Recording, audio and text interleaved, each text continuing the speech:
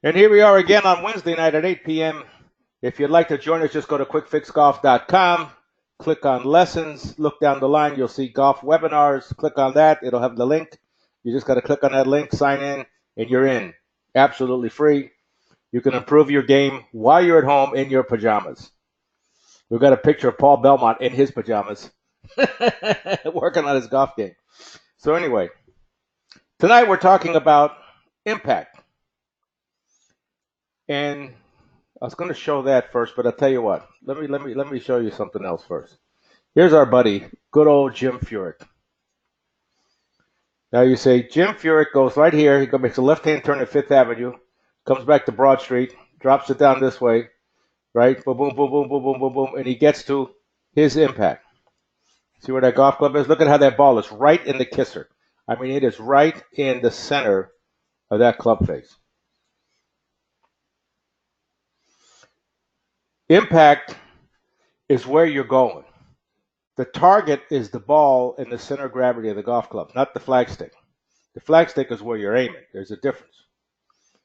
If you can't hit the center of gravity of that golf club every time, you can't get the ball to go the same distance every time. Believe it or not, it's not that hard to swing the club almost the same speed every time because you sort of max out. So if you're used to swinging your driver 95 miles an hour, you're going to swing at 95 miles an hour. So the difference between how far that ball goes is whether you hit it on the toe, you hit it in the heel, you hit on the bottom of the club, you hit on the top of the club, and etc. So, or is it a descending blow? Is it a blow on the way up? All that is impact. So all the golf ball wants to know is where did the club come from and where was it when it got there? That's all he wants to know. So you have to find a way to get that golf club, bang, right there.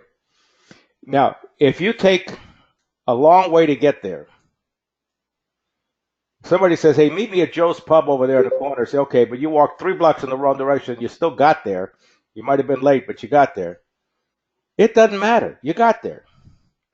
So everything we do with trying the first 18 inches we did in class 1, hinging the club up to the top in class 2, the downswing sequence class 3, all those things are just a method or a way to get to that impact position. And in theory, if you have the easiest swing path, and I'm going to go right over here and say that if you can get your club straight back and point it at in theory, you should have the best chance of getting that golf club on the ball with the ball being right in the center of gravity of the golf club. It doesn't mean you can't screw it up. You can hit it fat, you can hit it thin, there's so many things that can go wrong, and usually what goes wrong is you lunge with your body. You get your body ahead. You start thinking with your body, you got to swing harder, and that messes everything up. It's not a matter of swinging harder. It's a matter of hitting the center of gravity of that golf club because let me draw this circle here. Here's the green. Here's the flagstick. When you stink at this game, you're worried about over here and you're worried about over there. Once you get pretty decent, you're worried about over here or over there. You're worried about short and pass. How many times when you were watching the Masters this past weekend, you see where guys knocked it over the green and they had a hernia? They usually hit it too far or they didn't hit it far enough. So it was a mishit. They generally don't hit that far off to the left or the right, although 4 mile an hour on 16, I guess. I didn't watch, so I don't know, but heard he hit it left into the water. But for the most part, when you get good at this, it's short and pass. It's not left and right. So in order to get short and passed every time, you got to hit the ball in the same place on that club face every time. And don't go for the con that you got cavity back clubs or this, that, and the other. That's going to help it because all it does is mask the pain of an off-center hit. It doesn't necessarily, in some cases, it might save some of the ball speed, but not all of it. Ball speed is what it's all about at impact. When you see smash factor, and you see on TV, they say, hey, it's a smash factor of 1.5. That means if the club was traveling at 100 miles an hour, the ball was coming off the face at 150. So you could swing the club at 100 miles an hour, hit it on the toe, and the ball might come off the face at 123. So it's not going to go as far. I can't draw with this thing. So how do you get the impact? How do you find it? Let me show you a couple of guys here that have a totally, completely different impact. Which this is your out. You can say, well, look, these dogs play pretty good, and they're not even close to having the same impact. On the right here is Brad Faxon. Watch what he's going to do.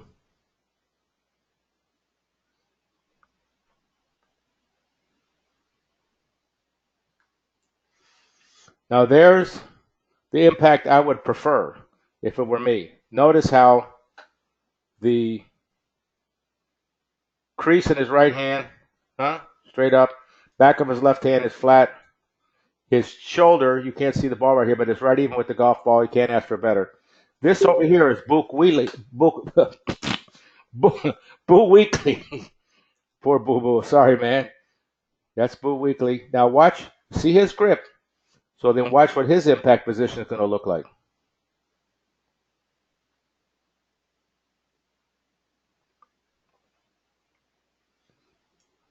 A little different than what Brad's is.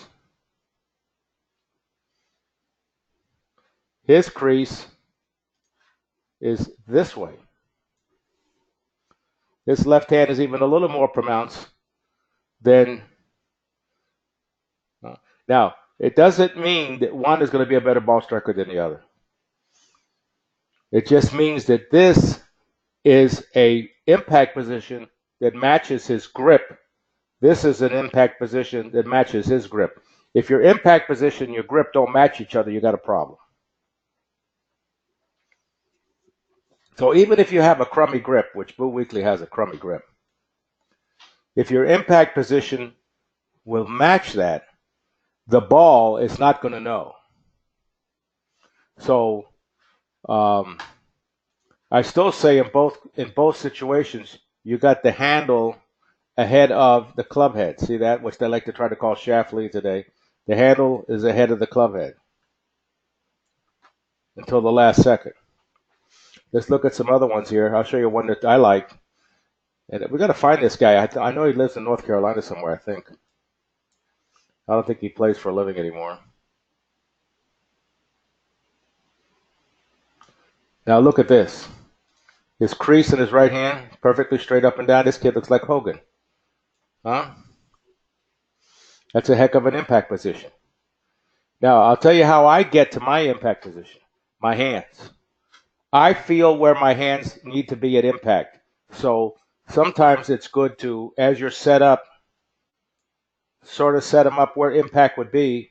If you want to do a little forward press or something, and somehow practice going to the impact position, and I know what my hand should feel like right at impact. There's other players that might say, I deaden the hands, and I know where my body needs to be at impact. And they make the arms and hands separate. I think the arms and hands are what got a hold of the golf club, so I'd rather use that. In fact, reading it in the book on Tiger Woods with Hank Haney, they both agreed that anybody who's got really great hands can get away with anything. And they're right. Are you breaking your wrist at impact? No. Watch the back of his left hand. Watch this.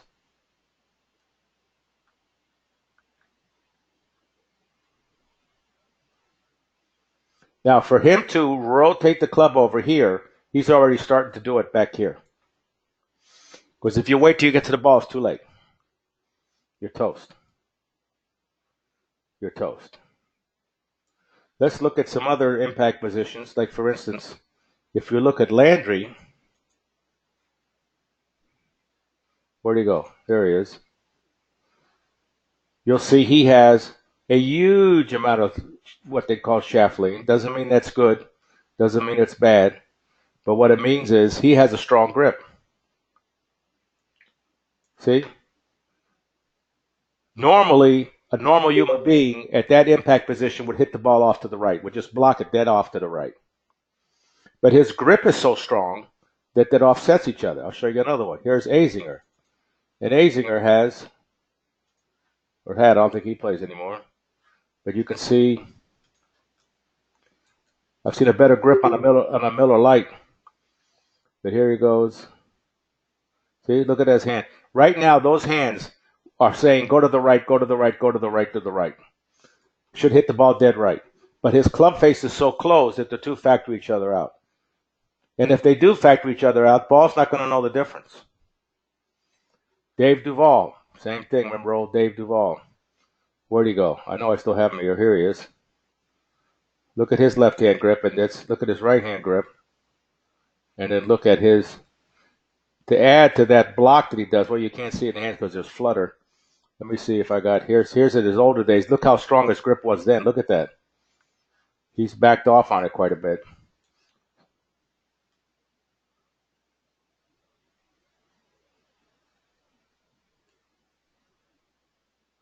See? Look where he is, and then look where Ernie Els is.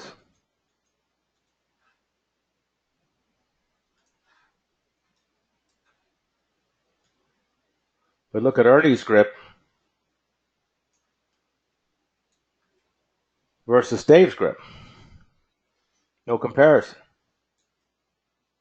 His grip is there. Look at that left hand, especially on Dave Duvall. That's really strong. Meaning, here is the strong grip. Here is the weak grip. Which means, for impact, this guy over here on the strong grip only has to reach this point right here. As he's rotating the club over, because the club face is still square at the bottom, because even though his grip is crooked, you notice what your club face is, where straight is. He only has to reach here. Now he's back to square. For every degree he passes that line, he's closing the face by 1 degree. Here he's got to really hustle, because he's got to get all the way to here. Now I'm going to show you an example of that. Ha, ha, ha, ha, ha. Just happened to have one. Did it today. Let me see where it is. Oh, come on. Just did it today. There we go. Oh, but that's the lesson. Hold on. See his right hand grip? So now look what his impact position is going to look like.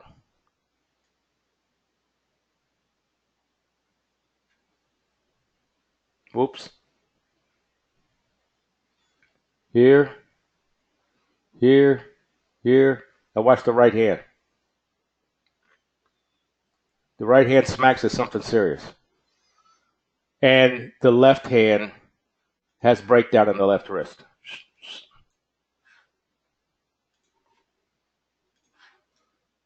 Why? Because if he doesn't smack it with his right hand, everything's going to go to the right.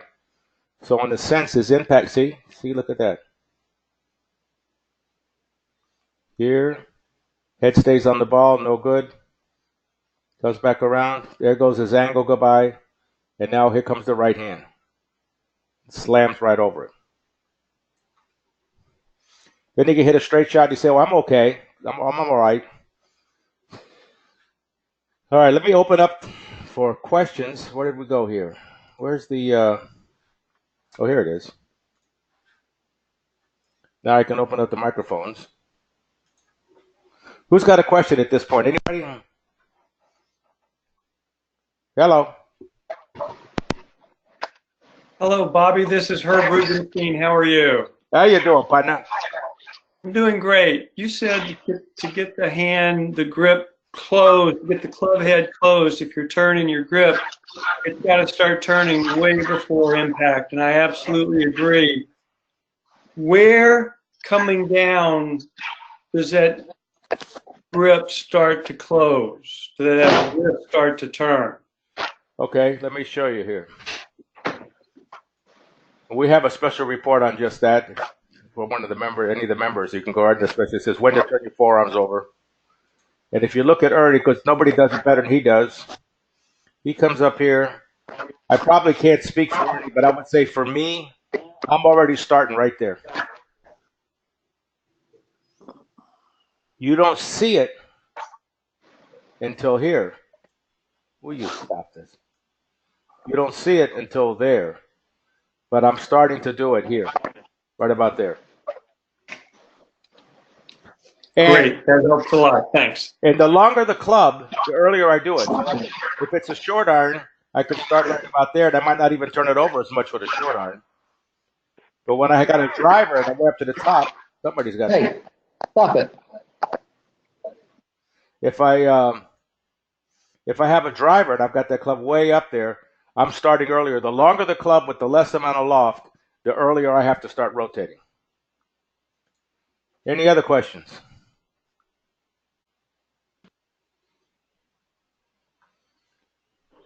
Bobby, this is Paul. You fix my impact position by fixing my takeaway and hands on my backswing. Can you talk a little bit about what you did? I think it would help.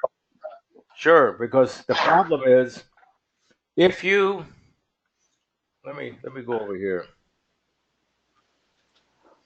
I mean, I was toast When you on my backswing.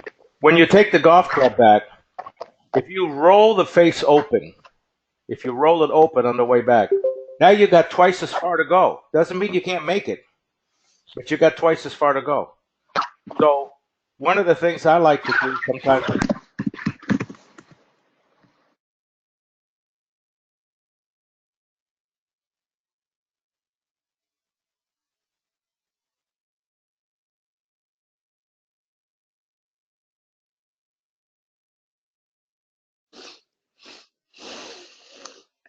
Can't hear you, Bobby. You muted yourself. I did? All right, now can you hear me? Yeah. Now can you hear me? I guess so. I can see Yeah. the green thing going. It's just there was a bunch of background noise there. That if you're rotating the club open, you have twice as much work to get it back. Doesn't mean you can't, but you just made it hard on yourself, especially with a driver. Anything that hasn't got a lot of loft on it. See, so I take the club back. I'm trying to keep this club face at about the same angle as the crease in my grip. If the toe of the club and those are together, then I know I'm square. See? Then I come down on the understick and look at the club. Watch, I go here, here, here, here. Come on, over you go, Cuban. See, the back of the left hand leaning, and I rotate that club over to where it's literally pointed this way. It's back like this, down like this, heading out that way. So impact is actually closed because I'm swinging out to the right. Monsieur Tiger would say to you from his book, I don't know, I never talked to him.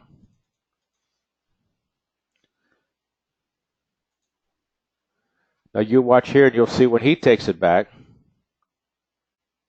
See how the club head is almost at the same angle as the crease of his right hand. And he comes back, come on down, bang. See that? It's right in the kisser. Right in the kisser. If we look at him from the front, here's Tiger with an iron.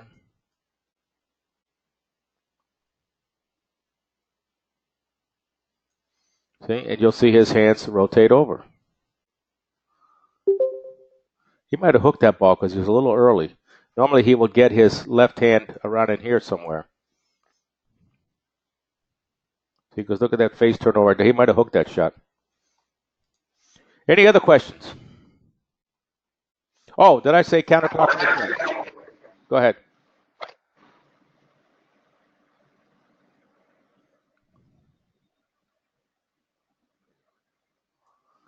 Talk a little bit about where the pressure on the feet should be. For example, I've caught myself several times where on my backswing, I have a tendency to be on the balls of my feet. So when I come down, I kind of reach for the ball, and that I get a shank into that. I'm forever fighting that thing. Where exactly are you supposed to have majority of your weight? On the back of the heel, spread across the whole foot, or what? When it's, as far as for me, purposely, it's basically the ball of the foot. But let me show you this. Hold it. I want to kill the sound here. Look at David Toms, and look at how flat-footed he is. And I say, if you want a consistent impact position, the less movement you've got going on down there, the better. See his feet? Quiet feet, no feet. No feet. Quiet feet. You see somebody else that's got really quiet feet? You watch Ernie Els. Watch his feet. No feet. If there's a lot of foot movement going on, it's because your body's tugging and trying to pull the club and trying to accelerate the club. Look, he just lets it drop right on the ball and swings the other way. Look how easy this is. Look at this. Boom. Nothing to it. Next question.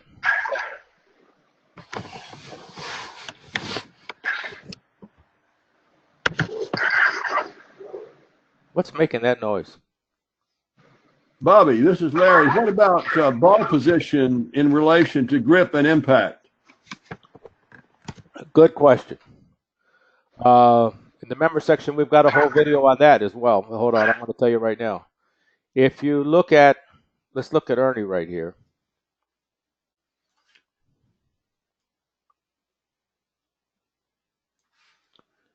I'm just guessing he's got a wedge in his hand. So we're talking here. Let's say he's got a 7-iron. We're talking here. Let's say he's got a 4-iron. We're talking here. Let's say he's got a driver. We're talking there.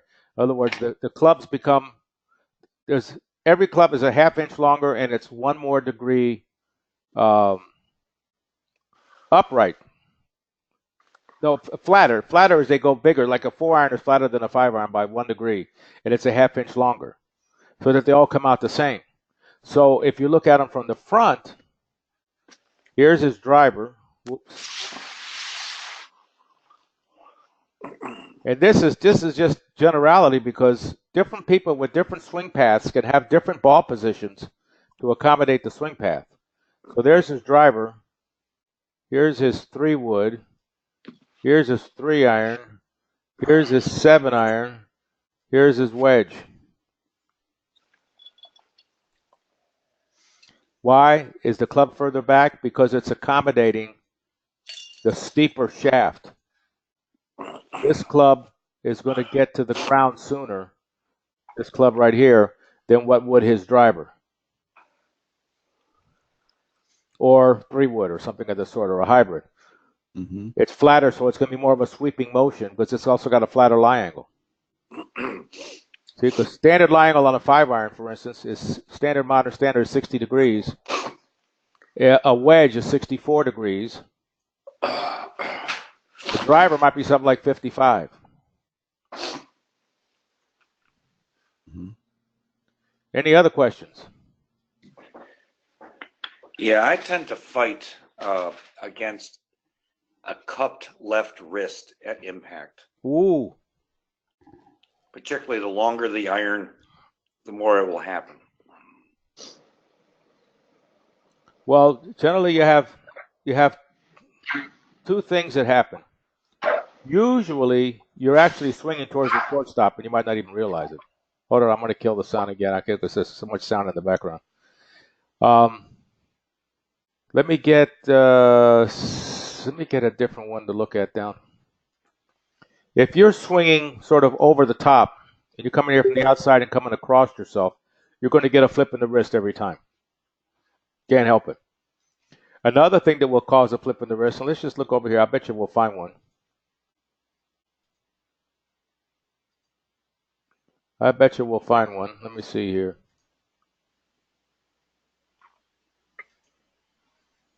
Who's got a flip in the wrist?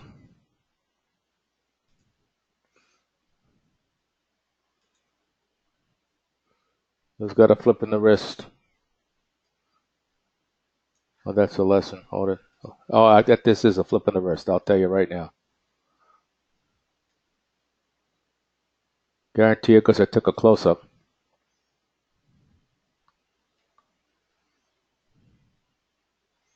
No, he doesn't flip. He hangs on and goes to the left. So he's swinging at the shortstop. And that's another way you'll see guys do all the time. He doesn't have a flip.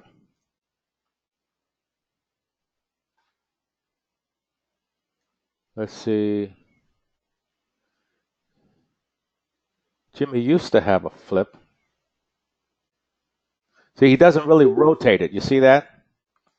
And part of his problem is, watch what goes right here. You see this? Watch. Right there. Now he's in trouble. If he'd have stayed here and gone whoosh, quick, and rotated the forearms over as he goes, then he'd be going this way. He'll feel like he's swinging up. His left shoulder go up, his right shoulder go down, and he'd get the shaft lean you would be looking for. What I would do for you if you're doing that is, number one, grip the golf club with just your left hand. Let me see if this one has a flip. Oh, I think he did have a flip.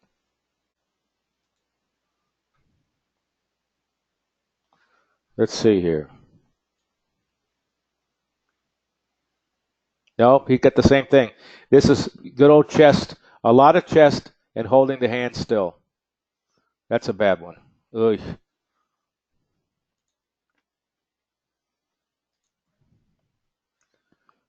Sorry about that. Now, normally I got flips all day long, and I want one, I can't find one. Well, here's one. Whoops. That's the lesson.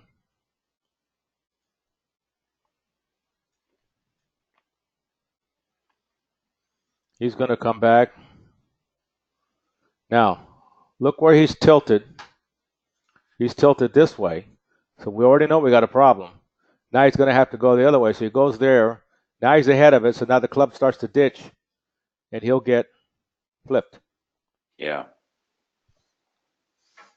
So what I would do, if I would hold the club in my left hand if I were you, make sure your left hand, that your thumb is at about the 2 o'clock position, not on the top of the shaft, but to the side a little bit. Right. And just swing the club very slowly with just your left hand and rotate that left hand until the palm is facing up. Like Hal Sutton says, catch a raindrop with your left hand. Right. And just do that maybe 450 kabillion times. Uh-huh. Just real slow, getting the club to rotate, getting the club to rotate, getting the club to rotate. And stay behind the golf ball, because once you get in front of the golf ball or your body gets ahead, you're going to flip. You got no choice. Yeah. Okay. Thanks. Yes. Somebody just asked, should I concentrate on the actual impact? Yeah. In fact, last week in Myrtle Beach, Darren and I were working on that. Darren was having me just do something I never do, which is to stare at the golf ball. And just stare at it as I took it back and stare at impact when I hit it. That can work as a drill. It was working that day. It felt good. Any other questions? Bobby, I have Hey, a Bobby, question. Hold on. One at a time. This just made a bunch of noise. Okay. Herb Rubenstein, what about the wrist being cupped at the top of the swing? Well, Hogan did it on purpose because he was so fast in the hands. So it just means you got further to go. And he was so fast in the hands, he had a problem with the hook before the wreck. And then he went and figured out a way to get himself open at the top so that he could throw his hands over as fast as he wanted to, and he still wouldn't hook the ball. So he weakened his right hand grip a little bit and got a little bit of a cupping at the top.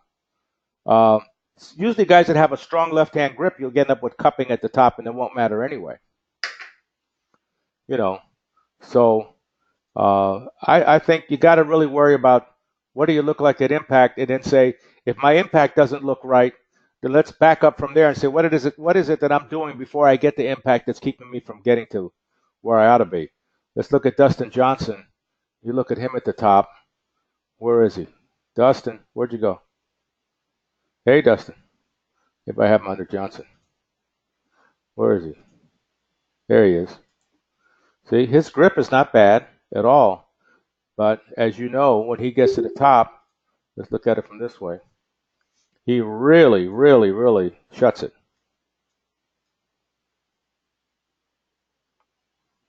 See, he's real shut, really bulged in the wrist. But when he gets to impact, he keeps that left hand going. See? If he didn't start off shut, that ball would be going to the right, guaranteed.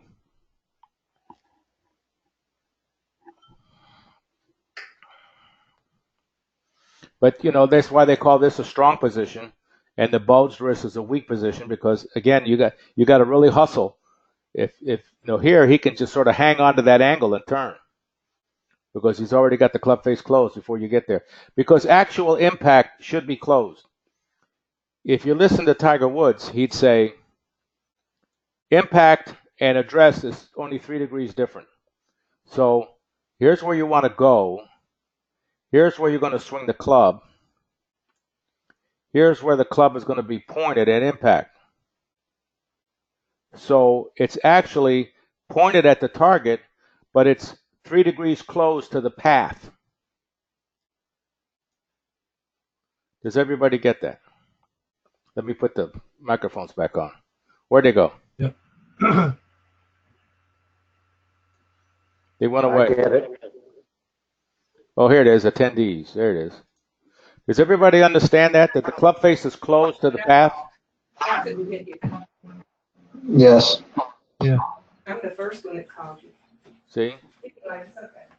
Because you're gonna swing the golf club in this. You're gonna want to go in this direction, but you're gonna swing the club this way. So the club face is going to be pointed where you want the ball to eventually end up. So it's actually going to be closed to the path. So that's why the ball starts out like this and has a nice little draw right back to the target. Yep. Any other questions? If you go back to the grip, Wait a minute. I'm getting unbelievable feedback here from somebody. that's not going to work. Who is it? Go ahead. What was the question? Hello. Measuring Justin's side tilt. Somebody's typing. Any questions? Let me see. Maybe they're typing a question.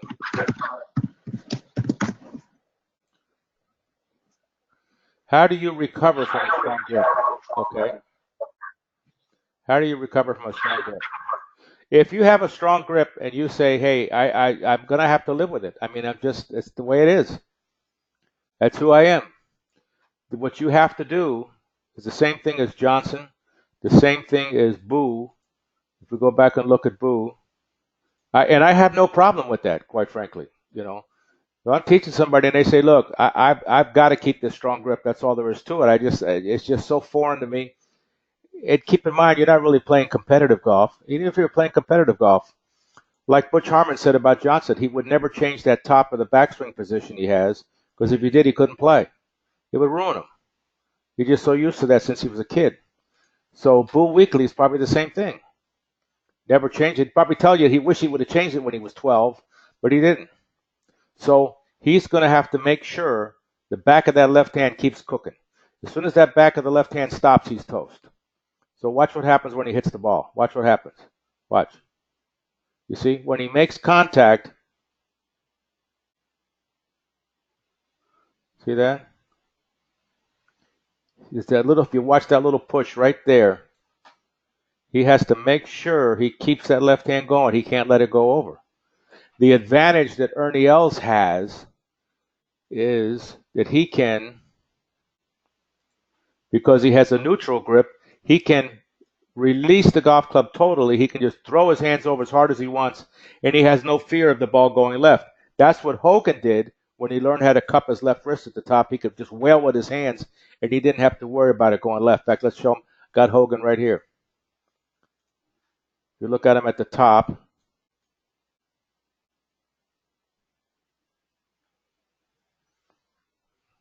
It's hard to see here with this, but I want you to see one thing. I want you to see one thing. Look at the size of that freaking club head. The ball's almost as big as the club head. Unbelievable. Then let's look at his impact.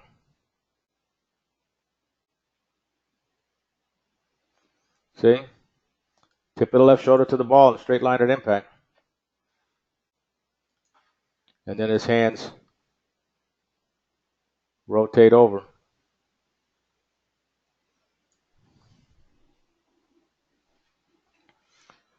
All right.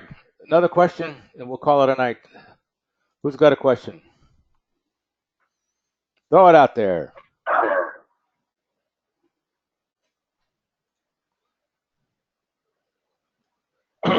Bobby, will you make a recording of this available to all of us? Oh yeah, it'll be up there tonight or tomorrow, Great. right on YouTube. Great. I have one question, Bobby. When you're hitting a 50-yard shot or 60-yard shot, do you fire your hands over as much? No, let me explain it to you. It's just like bowling. That's why I think bowlers transition to golf very easily. When I'm going to throw my strike ball,